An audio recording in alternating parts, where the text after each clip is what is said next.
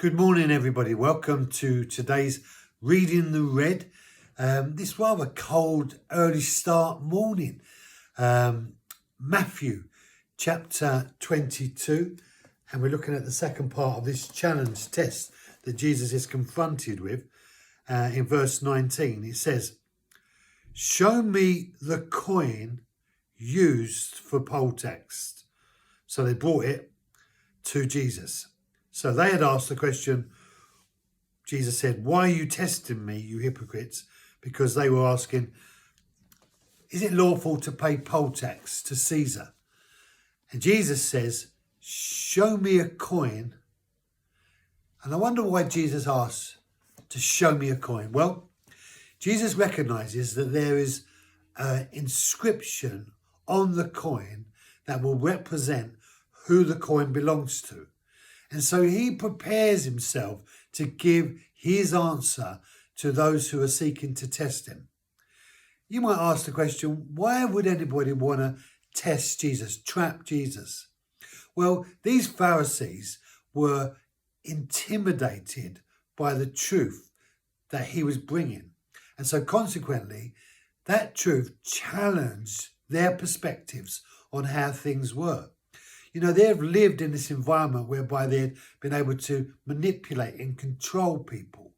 And Jesus' truth was having an impact upon the people to such an extent that they were not being listened to in the same way. And they were not being given the same level of respect that they previously had.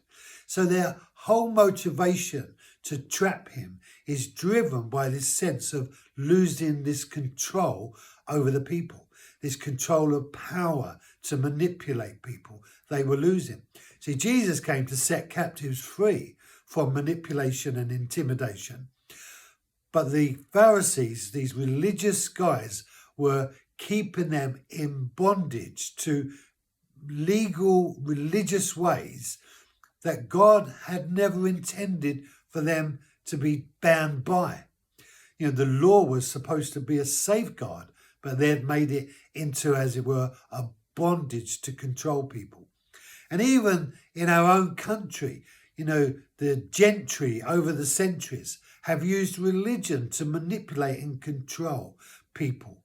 And so when Jesus says, "Give me a coin whose inscription is on it," he is preparing to deliver his answer to them in defense to their attempt to intimidate him, test him, and have something to say about him.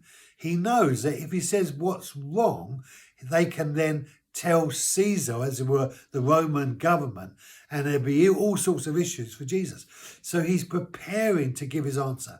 And giving yourself time to prepare your defense is a very important thing to do. We shouldn't be so quick to react and respond to challenges. We need to learn to listen to our innermost being and then respond. Have a great day. Be blessed. Thank you for joining me, and I'll see you tomorrow.